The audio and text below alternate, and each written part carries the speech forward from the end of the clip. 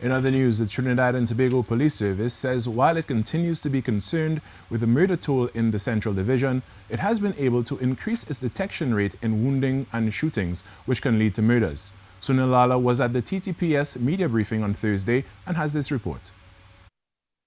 I want to bring to your attention is that crime of wounding, the woundings and shootings. That crime itself increased. Head of the Central Division, Acting Senior Superintendent Kurt Simon says, while the police service have seen a reduction in violent crimes compared to last year, wounding and shootings have been increasing. He says while they have not experienced a reduction in the murder toll in the Central Division, there has however been an increase in the number of people arrested for shootings. In fact, we had almost 50% detection rate, solve rate in terms of our woundings and shootings. And one might well imagine that woundings and shootings are very close to that prominent offense of murder. So when we are able to detect these woundings and shootings, what we are actually doing is impacting the murder.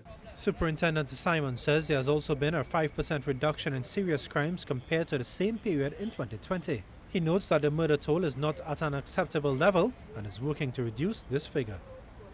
You know, that toll, we are a bit behind where we want it to be, and we are working closely with the Homicide Bureau at Region 3 in trying to bring that in terms of the solve rate under some sort of more acceptable level.